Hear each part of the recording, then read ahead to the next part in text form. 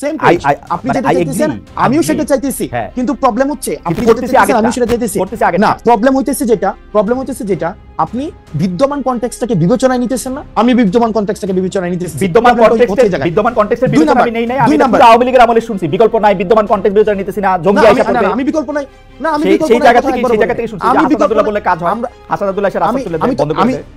ভাই এটা তো আমি বললাম, এটা তো আমার জন্য দুঃখজনক যে আমি বললে দেখেন this has to stop, this has to stop immediately.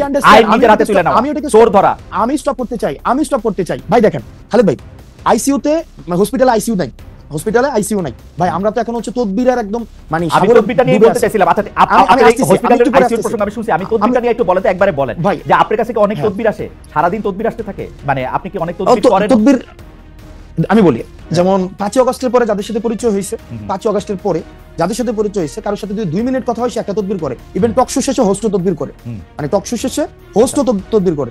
তো সেই জায়গায় হচ্ছে এই যে তদবির করাটা কেন তদবির করছে, কারণ এই তদবির যারা করে আমি তাদেরও যেমন সমস্যা, একই সাথে একটা সিস্টেম ডেভেলপ করে নেই ভাই।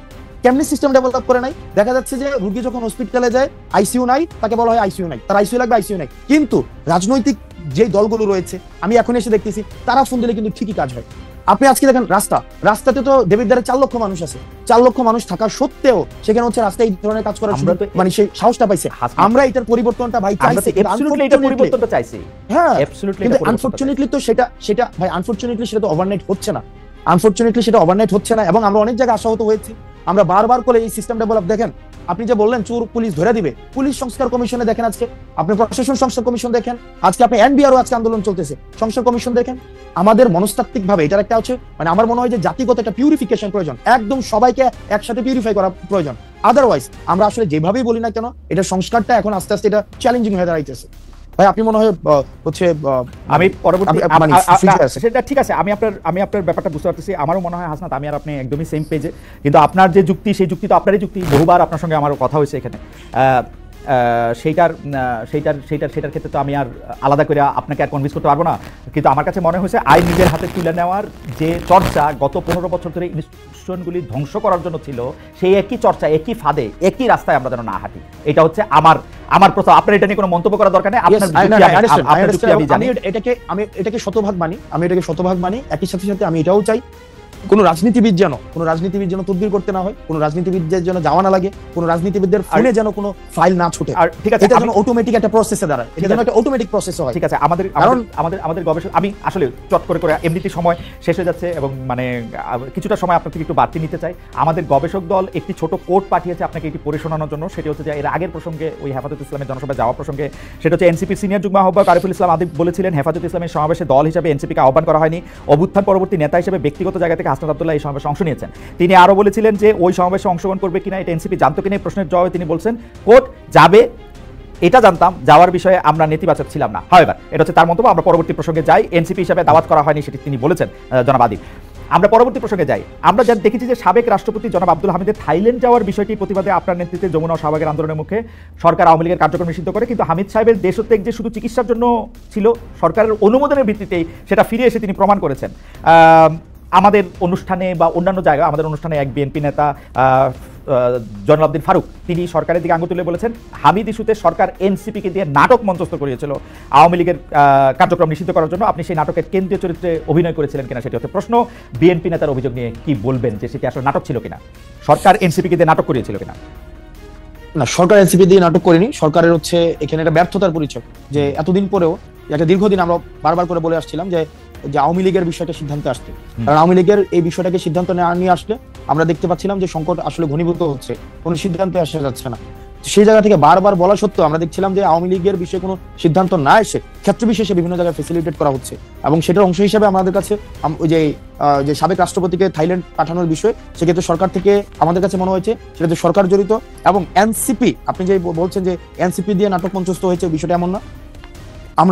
আমি বৈষম্যবিরোধী ছাত্র আন্দোলনের আহ্বায়ক ছিলাম, এবং এই গণঅভ্যুত্থানে আমরা সামনে থেকে যারা নেতৃত্ব দিয়েছে তাদের মধ্যে আমি একজন ছিলাম। সেক্ষেত্রে এনসিপি ছাড়াও আমার এই অভ্যুত্থানে একটা বিশেষ আমার একটা রোল রয়েছে, এবং এই ক্ষেত্রে আমার একটা বিশেষ একটা দায়িত্ব রয়েছে যে অভ্যুত্থান রিলেটেড এই ইস্যুগুলোতে অ্যাড্রেস করার ক্ষেত্রে শুরু থেকে এটা বৈষম্যবিরোধী ছাত্র আন্দোলনে আমরা যখন ছিলাম তখন থেকে যে দাবিটা জানিয়ে আসছে, সেটার সাথে দেখলাম যে গভর্নমেন্ট কোনোভাবে কমপ্লাই করছে না, বরং গভর্নমেন্ট আওয়ামী লীগকে রিহ্যাবিলিটেট করার জন্য সেক্ষেত্রে আর্মি ইস্যু আছে, অ্যাডমিনিস্ট্রেশনের ইস্যু আছে, তারপর হচ্ছে আমরা দেখতে পাচ্ছি যে মনে হচ্ছে আওয়ামী লীগের ব্রিদিং স্পেস করে দেওয়া হচ্ছে।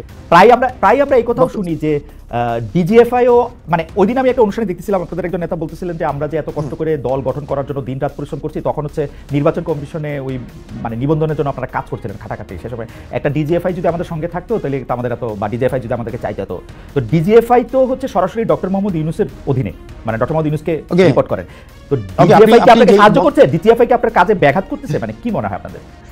ওকে, এই ঘটনাটা যে বলেছে এটা হিস্টোরিক্যাল জায়গা থেকে, কারণ আমাদের দেশে যে যেমন আমাদের 150টা দল গঠন করা হয়েছে, আপনার পার্টি মনে রেজিস্ট্রেশন করছে। তো আমাদের দেশে ডিজিএফআই দিয়ে দল করা বা ডিজিএফআই নিজে দল করে দেওয়া, স্বপ্রণোদিত হয়ে এবং রাজনৈতিক বিষয়ে ডিজিএফআই এর যেই আপনার হস্তক্ষেপ করা, এগুলো নতুন কিছুই না। এবং মানে উনি যেটা বলেছেন যে অতীতে রাজনৈতিক দলগুলো, অনেক রাজনৈতিক দল ডিজিএফআই দিয়ে হয়েছে, যদি আমরাও ডিজিএফআই দিয়ে দল হইতো তাইলে কাজটা অনেক সহজ হয়ে যেত, কিন্তু আমরা তো ডিজিএফআই এর দল না, বরং আমরা অর্গানিক ভাবে আমরা গ্রো করছি, সেক্ষেত্রে হয়তো সময় লাগছে। ডিজিএফআই কি আপনাদের কাজে ব্যাঘাত সৃষ্টি করতেছে কিনা, মানে আপনাদের এগেইনস্টে কিনা? দেখেন, ডিজিএফআই এগেইনস্টে কিনা, আমাদের মানে পার্টিকুলার এনসিপির এগেইনস্টে কিনা এই ধরনের আমি কোনো ধরনের মন্তব্য করতে চাই না, কিন্তু বরং ডিজিএফআই বা রাষ্ট্রীয় আইন শৃঙ্খলা বাহিনী অনেক ক্ষেত্রে যেটা হয়েছে যে মিডিয়াকে নিয়ন্ত্রণ করা, তারপরে হচ্ছে রাজনীতিতে হস্তক্ষেপ করা, যেটা তাদের কাজের মধ্যে অংশ না, সেই জায়গাগুলো তারা এখনো পর্যন্ত অব্যাহত রেখেছে। মানে ডক্টর ইউনূসের ডিজিএফআইও শেখ হাসিনার ডিজিএফআই এর মতোই আচরণ করতেছে। ডেফিনেটলি ওকে, মিডিয়া হস্তক্ষেপ করা হচ্ছে, নিউজ করানো হচ্ছে, এবং দেখা যাচ্ছে ডিজিএফআই এর পত্রিকা নিউজ করছে, কিছুক্ষণ পরে নামিয়ে তারপরে হচ্ছে আবার মেসেজ দিচ্ছে যে এটা হচ্ছে অনেস্ট মিস্টেক এবং এই ধরনের পুনরাবৃত্তি হবে না। এবং রাজনৈতিক বিভিন্ন ব্যক্তির সাথে আলোচনা করা, রাজনৈতিক বিভিন্ন ব্যক্তিকে নেগোসিয়েশনের প্রস্তাব দেওয়া, সিট নেগোসিয়েশনের প্রস্তাব দেওয়া, এই কাজগুলো তো এখন অব্যাহত রয়েছে। এগুলি কেন করতেছে ডক্টর মোহাম্মদ ইউনূস? ডক্টর মোহাম্মদ ইউনূসের আমার কাছে মনে হচ্ছে যে, আমি ব্যক্তিগতভাবে মনে, এগুলো ডক্টর মোহাম্মদ ইউনূসের হচ্ছে অফকোর্স কমপ্লিট ফেলিওর। এটা ফেলিওর, এবং ইনস্টিটিউশনগুলো যে এখনো পর্যন্ত উনার খুব কবজায় নাই ডিজিএফআই। দেখেন, আপনি আমার মুখ থেকে আমি বলি, আপনি যেই জায়গায় আমাকে হচ্ছে নিতে চাচ্ছেন, আমি এই জায়গায় বলবো যে ডক্টর মোহাম্মদ ইউনূস যেভাবে পারফর্ম করা উচিত ছিল, ইনস্টিটিউশনগুলো যেভাবে হচ্ছে সংস্কার করা প্রয়োজন ছিল, উনার যতটা স্ট্রং হওয়া উচিত ছিল, আনফরচুনেটলি উনি সেটা হতে পারেননি এখনো পর্যন্ত। না, আমি আপনাকে কোনো জায়গায় নিতে চাইতেছি না, আমি বুঝতে চাইতেছি যে ধরেন যে ডিজিএফআই যখন রাজনৈতিক দলের পক্ষে বা বিপক্ষে কাজ করে বা রাজনৈতিকভাবে ব্যবহার করা হয়, আপনি তো জানেন খুব ভালো করে, আপনি খুবই মেধাবী তরুণ, যে গত 15 বছরে শেখ হাসিনা ডিজিএফআইকে একদম তার নিজের কারণে, মানে আমি কি আর বলবো, মানে ছোট বড় সকল কারণে ডিজিএফআইকে তিনি আসলে ব্যবহার করেছেন। এবং আমাদের যেমন ছোট আমাদেরকে সরকার প্রধানের সরাসরি নিয়ন্ত্রণ এবং কর্তৃত্বে যেহেতু ডিজিএফআই থাকে, সেহেতু আপনারা এটা বুঝতে পারেন কিনা যে ডিজিএফআই যা কিছু করে সেটা আসলে ডক্টর মোহাম্মদ ইউনূসই করেন?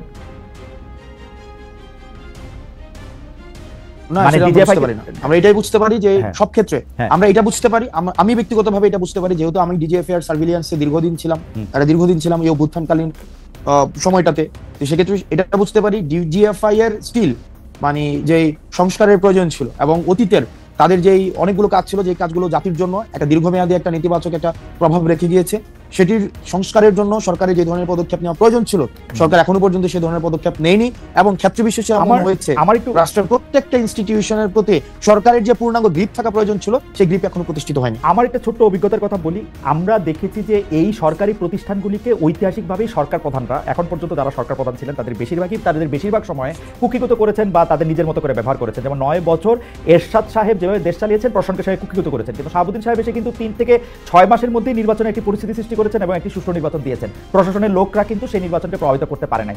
একইভাবে 96 সালেও কিন্তু প্রশাসনের লোককে প্রভাবিত করা যায় নাই, 2001-এ যায় নাই, তারপরে তো যায় নাই। সেইটার ক্ষেত্রে এই সরকারের ক্ষেত্রে প্রশাসনকে এখনো গ্রিপে আনা কেন সম্ভব হচ্ছে না বলে আপনি মনে করেন? আসলে বারবার আমরা এটা শুনছি যে প্রশাসনে আওয়ামী লীগের লোক বসাই গেছে, পারতেছে না। 3 মাসে তো অন্যরা তো 3 মাসে এই ক্ষেত্রে প্রশাসনের সদিচ্ছা না, 3 মাসে যদি অন্যরা পারতো তাহলে 96 যে ফেব্রুয়ারি যে ইলেকশন হয়েছে, ইলেকশন হচ্ছে টেম্পারিং হইতো না।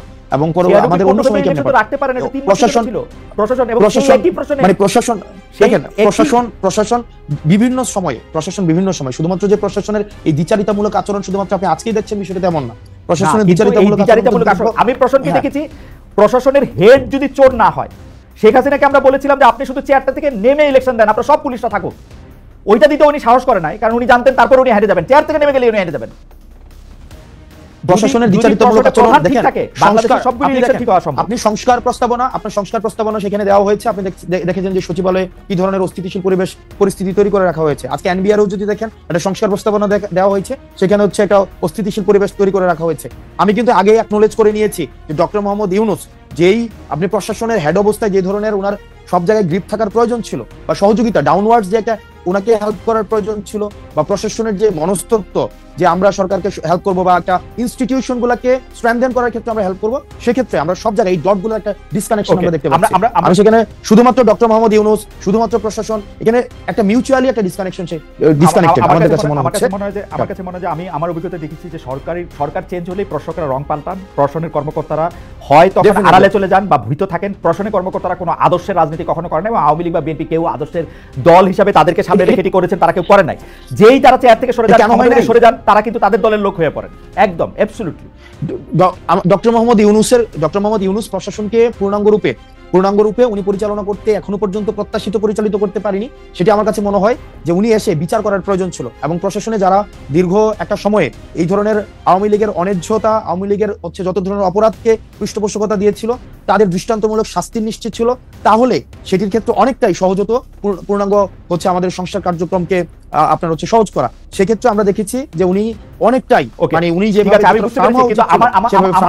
আমার থিসিসটা একটু মনে রাখেন, আপনার যারা সমর্থক আছে তারাও প্রচুর পরিমাণে যে হাসিনা তাদের লোক বসিয়ে গেছিল প্রশাসনে। আমি বলতেছি দায়িত্ব নিয়ে হাসিনার বসানো লোকগুলি প্রশাসনে এখন খুবই দুর্বল, কোনটা দেশ ছেড়ে পালাইছে, এবং যারা আছে তাদেরও কোনো রকম কোনো সাহস নাই। সুতরাং এই জুজুর ভয় আর দেখানো যাবে না, পাওয়াও যাবে না। আমি পরবর্তী প্রশ্নে আসি। নাই, একজনও নাই। আমি খোঁজ নিয়ে বলতেছি, জেনে বলতেছি হাসিনার লোক একজনও নাই প্রশাসনে। এখনো আছে ভাই। আচ্ছা, মানে এখনো আছে। ঠিক আছে, আপনাদের এই থাকাটা সরকারের ব্যর্থতা অবশ্য। আমি একটা কথায় আসি যে জুলাই ঘোষণাপত্র, জুলাই সনদ কিছু এখনো হয়নি। আপনারা নিজেরাই যখন জুলাই ঘোষণাপত্র প্রকাশের উদ্যোগ নিয়েছিলেন, সরকার তখন আপনাদের থামিয়ে দায়িত্ব দিতে সর্বশেষে আইন উপদেষ্টা বলেছিলেন যে 30 কর্মদিবসের মধ্যে ঘোষণাপত্র চূড়ান্ত হবে। আপনারা কি জানেন যে এটা আসলে এখন কোন অবস্থায় আছে? আমাদের আজকে হচ্ছে 30 কর্মদিবসের শেষ দিন। আজকেই আমরা হচ্ছে 31শে ডিসেম্বর যখন করতে যাই, তখন সরকার আমাদেরকে বলেছেন যে ঐক্যমত্যের ভিত্তিতে হবে, এবং পরবর্তীতে আমরা যখন আন্দোলন করি তখন আমাদেরকে বলা হয়েছে 30 কর্মদিবসের মধ্যে হবে। আজকে পর্যন্ত সেটি হয়নি, এবং এটি একটি মানে সরকার হচ্ছে এইভাবে কমিটমেন্ট ব্রেক করা, এটা সরকার তো একটা ইনস্টিটিউশন থেকে এই ধরনের আচরণ অপ্রত্যাশিত, এবং এটি নিয়ে আমাদের পরবর্তী কার্যক্রম সেটা হচ্ছে আমরা আজকেই আপনার মিটিং শেষে আমরা আলোচনা করে তারপরে হচ্ছে আমরা সিদ্ধান্ত নেব। জনাব মোহাম্মদ মোস্তফা আমাদের একজন দর্শক, তিনি বলছেন যেটাকে হাসনাত আব্দুল্লাহ নাগরিক দায়িত্ব বলছেন, সেটাকে সাংবাদিক সাহেব আইন নিজের হাতে তুলে নিয়েছে বলছেন। আমি সাংবাদিককে বলতে চাই, হাসনাত আব্দুল্লাহ যা করেছে সত্যি কি সেটা আইন নিজের হাতে তুলে নেওয়া বলে? আমার মতে বলে। এখন আপনারা অনেকেই বলতেছেন বলে না, তাহলে আর কি আর করা যাবে? ফাইন, আমি পরবর্তী প্রসঙ্গে আসি। 5 আগস্টকে জুলাই গণ অভ্যুত্থান দিবস ঘোষণা করেছে অন্তর্বর্তী সরকার, আর অন্তর্বর্তী সরকার গঠনের দিন 8 আগস্টকে নতুন বাংলাদেশ দিবস হিসেবে গ্রহণ করেছে। এটা আজকের ঘটনা। 16 জুলাইকে শহীদ আবু সাইদ দিবস ঘোষণা করা হয়েছে। আপনি 8 আগস্টকে এই সরকারের নতুন বাংলাদেশ ঘোষণা হিসেবে মানতে নারাজ। 5 আগস্টকে নতুন বাংলাদেশ দিবস করার দাবি করেছেন আপনি ফেসবুকে। সাদিকুর রহমান খান সাহেবের ফেসবুক পোস্ট শেয়ার করেছেন, যেখানে 8 আগস্ট জুলাই বিপ্লবদের পরাজয় দিবস বলেছেন তিনি। এই সরকারের প্রতি আপনার এত হতাশা কেন, যদি একটু বলতেন, বা এই 3টা বিষয় নিয়ে একটু কথা বলতেন। কারণ দেখেন, এই সরকার হচ্ছে যে পরিমাণ মানুষের ম্যান্ডেট নিয়ে এসেছিল, এবং এই সরকারের কিছু স্পেসিফিক টাস্ক ছিল, এই সরকার মানে রেভলিউশনারি হওয়া উচিত ছিল, প্রোয়েক্টিভ হওয়া উচিত ছিল। সেই জায়গায় দেখলাম এই সরকারটা একটা ব্যুরোক্রেটিক ধাঁচের হয়েছে, এবং আমার কাছে অনেক ক্ষেত্রে মনে হয়েছে প্রায়োরিটি সেট করার ক্ষেত্রে এই সরকার অনেক বেশি ভুল করেছে।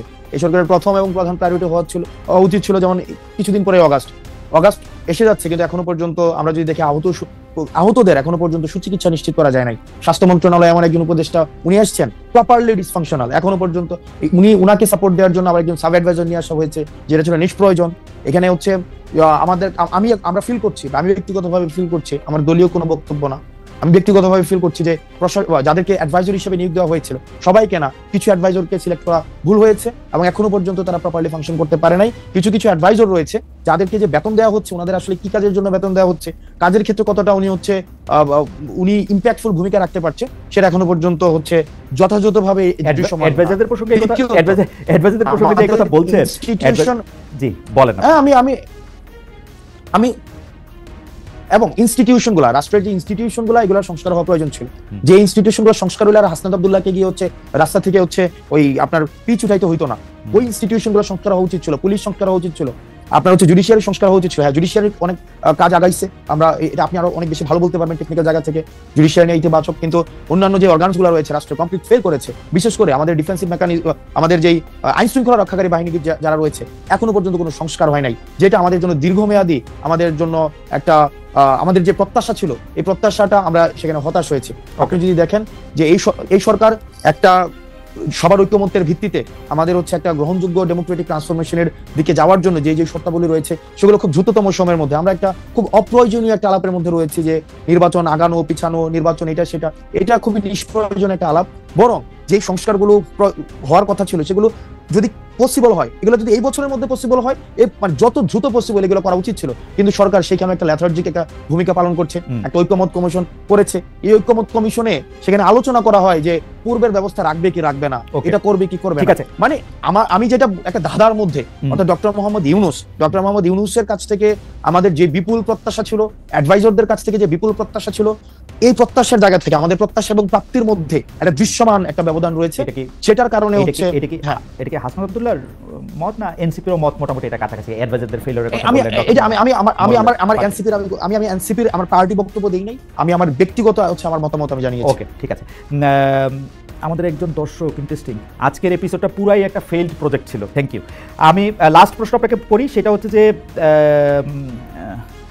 আপনার পদ পদবি উল্লেখ করে জাতীয়, মানে আপনি এনসিপি নেতা হাসনাত আব্দুল্লাহর কথা বলা হয়েছে হচ্ছে এরকম, দুদক মহাপরিচালক, আপনি দুদক নিয়ে যে মন্তব্য করেছেন যে ঘুষ দাবি করেছেন ঊর্ধ্বতন কর্মকর্তারা 1 লাখ টাকা চা খেতে লাগে এই জাতীয়, সেটিকে যাচাই বাছাইহীন ও মানহানিকর।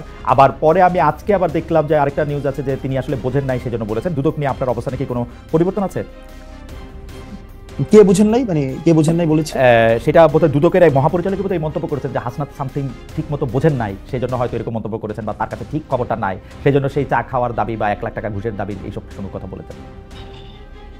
আমি তো সেটা ভিডিও রেফারেন্স শো দিয়েছি, সেটা তো হচ্ছে কি কথা হয়েছে না হয়েছে ওখানে, এবং এটা সিরিজ অফ ডিসকাশনস ছিল।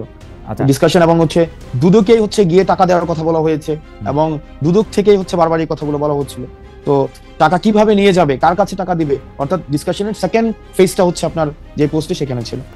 অর্থাৎ আপনি মনে করছেন যে দুদক এরকমই একটা সংস্থা হিসেবে রয়ে গেছে, যে সংস্থার মধ্যে আসলে আকণ্ঠ দুর্নীতি পরায়ণ, এবং আপনি আসলে একটা অডিও ক্লিপ বা একটা অডিও ক্লিপিত মানে টেলিফোন সংলাপের বিষয়ে আপনি সংযুক্ত করেছিলেন, যেখানে দেখা যাচ্ছে যে দুদকের কর্মকর্তারা টাকা পয়সার ব্যাপারে কথা বলছেন। হাউএভার আমার প্রশ্ন শেষ, আমি একটু মন্তব্য করতে চাই যে আপনি প্রায়ই, আপনাকে আমরা দেখি, মানে কেউ আপনাকে, এই যে আমি যে শহরটাতে থাকি সেই নিউ ইয়র্ক শহরের একজন তরুণ নেতা জোরান মামদানি, যিনি আসলে ডেমোক্রেটদের পক্ষ থেকে মেয়র পদে লড়াই করার জন্য নিউ ইয়র্কবাসী তাকে ম্যান্ডেট দিয়েছেন। এটি প্রায়, মানে একরকম নিউ ইয়র্কের ইতিহাস অনুসারে এটি প্রায় নিশ্চিত যে তিনি আসলে মেয়র হতে যাচ্ছেন, যেখানে আসলে ডেমোক্রেটের প্রধান। বড় কোনো ডেমোক্রেটিক শক্তি যদি আবার 2-3 জন এক হয়ে তার বিরুদ্ধে না দাঁড়ান, তাহলে হয়তো মানে ইন্ডিপেন্ডেন্ট হিসাবে যেটি শোনা যাচ্ছে, সেটি যদি না দাঁড়ান, তিনি হয়তো পরবর্তী মেয়র হতে যাচ্ছেন। তার সঙ্গে আপনাকে তুলনা করা হচ্ছে, আমার সুযোগ হয়েছিল তাকেও ইন্টারভিউ করার। কিন্তু আমি আপনাকে যেহেতু খুব ভালো করে খেয়াল করি, আমি দেখতে পাচ্ছিলাম যে আপনি আওয়ামী লীগের পক্ষে যারা কাজ করেছেন বা স্বৈরাচার ফেসিস্টদের পক্ষে যারা কাজ করেছেন, এমনকি যারা আপনি যেটাকে বলেন সম্মতি উৎপাদনের জন্য কলম সৈনিকও যারা ছিলেন, যারা টকশো থেকে সম্মতি উৎপাদন করেছেন, তাদের বিরুদ্ধেও আপনি আসলে ব্যবস্থা চান, তাদেরকেও আপনি এক ধরনের শাস্তির আওতায় আনতে চান, এবং তাদেরকে এই শাস্তির আওতায় না আনলে আমাদের রাজনীতির গতিপথ ঠিক হবে না বলে আপনি মনে করেন? এই যে সম্মতি উৎপাদনের যে রাজনীতি, সেই রাজনীতিতে হাসনাত, আপনি একজন খুবই উজ্জ্বল তরুণ, এই রাজনীতি, সম্মতি উৎপাদনের রাজনীতি আপনি নিজেকে কোথায় দেখেন 2024 সাল পর্যন্ত? কেন আমি এই কথা বলছি, কারণ আপনার সঙ্গে কথা হবে বলে অনেকে আমার কাছে এই মেসেজ পাঠিয়েছেন যে আপনিও তো 2020, 21, 22, 23, 24 খুবই আগ্রহ ভরে বঙ্গবন্ধুর কথা লিখেছেন, স্লোগান দিয়েছেন, বক্তৃতা দিয়েছেন, খুবই সুন্দর করে কি বলে ক্রোড় পত্রে লেখা ছাপিয়েছেন, আপনি যেহেতু ভালো বলেন, অনেকে বুঝিয়েছেন, সেক্ষেত্রে সেইটা আপনি যখন আপনাকে দেখেন, আপনি এটাকে কিভাবে বিবেচনা করেন? আমার জীবনে আমি একটা বক্তব্য দেই নাই, একটা মিছিলে যাই নাই, 1 মিনিটের জন্য আমি কোনো ছাত্রলীগ করি নাই। আপনি যদি খুব খেয়াল করে দেখেন, আমি পুনরাবৃত্তি করছি, আমি আমার জীবনে পুনরাবৃত্তি করছি, 1 মিনিটের জন্য আমি শেষ করি, 1 মিনিটের জন্য আমি ছাত্রলীগ করি নাই।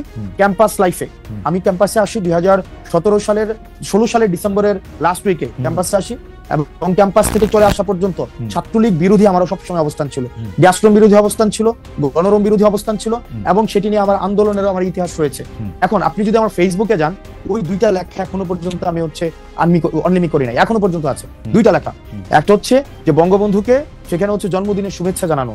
আপনি যদি মনে যদি 2020 সালে বঙ্গবন্ধুর জন্মদিনে 100 কোটি টাকা বরাদ্দ দেওয়া হয়েছিল, মনে আছে কিনা আপনি দেখেন যে শতবর্ষর জন্মদিনে 100 কোটি টাকা বরাদ্দ দেওয়া হয়েছিল, এবং ওই আপনি যদি ওই পোস্টের আপনি ক্যাপশনটা পড়েন, ওই ক্যাপশনের মধ্যে ওই শেখ মুজিবের একটা উক্তি লেখা আছে যে যেই দেশের মানুষ খাইতে পায় না, যেই দেশের মানুষ হচ্ছে এখনো পর্যন্ত অন্ন বস্ত্র বাসস্থানের জোগাড়ই করতে পারে নাই, তাদের আবার কিসের জন্মদিন, তাদের আবার কিশোর জন্মদিন।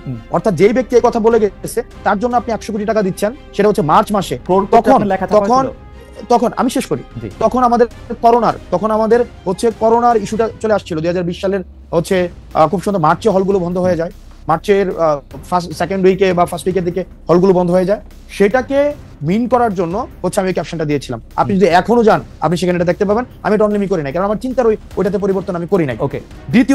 দ্বিতীয়ত ইত্তেফাকে খুব সম্ভবত আমার একটা লেখা আসছিল ইত্তেফাকে, যে বঙ্গবন্ধুর জন্মদিনে, অর্থাৎ ওই বছরই তার জন্মদিনে হচ্ছে একটা শুভেচ্ছা জানানোর জন্য।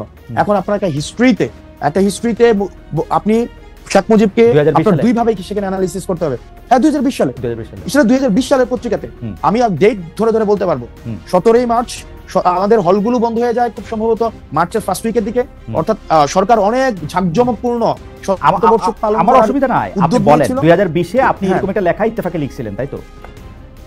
হ্যাঁ, আমি লিখছিলাম ইত্তেফাকে। আচ্ছা, আমি ইত্তেফাকে লিখেছিলাম, কিন্তু আপনি আমার পুরো ব্যাকগ্রাউন্ড, আপনি আমার ইউনিভার্সিটি লাইফ, আপনি পুরো জায়গায় ছাত্রলীগ করা কি খারাপ? জনম সার্জিস তো করতেন ছাত্রলীগ করা আমি দেখি না। আমার এক্সপেরিয়েন্স খুবই বাজে, কারণ ছাত্রলীগ আমাকে হল থেকে বের করে দিতে চাইছে, 11 তলায় উঠাই আমাকে ঘাট ধরে হচ্ছে 11 তলা থেকে ফেলে মেরে ফেলতে চাইছে, আমার রুম দখল করছে। আমার এক্সপেরিয়েন্স, আমার পরীক্ষার আগের রাতে আমাকে হল থেকে বের করে দিতে চাইছে। 2020 সালে না, 2017, আমি 2017 সালের কথা বলছি।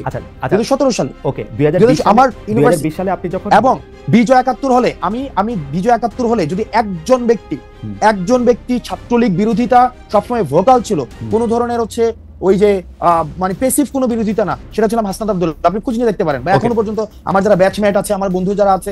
এবং আপনি যদি একটা জিনিস দেখেন, এই যে নাহিদ, আসিফ, তারপর হচ্ছে আপনার যারা ফেসিবাদ বিরোধী যে রাজনৈতিক দলগুলো ক্যাম্পাসে তখন ছিল গণ অধিকার পরিষদ, নূর ভাইরা যারা ছিল, রাশেদ ভাইরা ছিল, আমার সাথে কিন্তু সম্পর্ক এমন না যে এই অভ্যুত্থানের পরে আমরা তখন থেকেই আমরা তখন থেকেই, আমি 2020 থেকে না, তখন থেকে ইউনিভার্সিটি ফার্স্ট ইয়ার থেকে আমি তখন থেকেই, হয়তো আমি কোনো রাজনৈতিক দলের ছিলাম না, গণ অধিকার পরিষদের ছিলাম না, স্যাডের ছিলাম না, কোনো স্টুডেন্ট এগেইনস্ট টর্চার, একটা হচ্ছে সেখানে একটা হয়েছিল স্টুডেন্ট এগেইনস্ট টর্চার, সালাউদ্দিন সিফাত যেটা করেছে।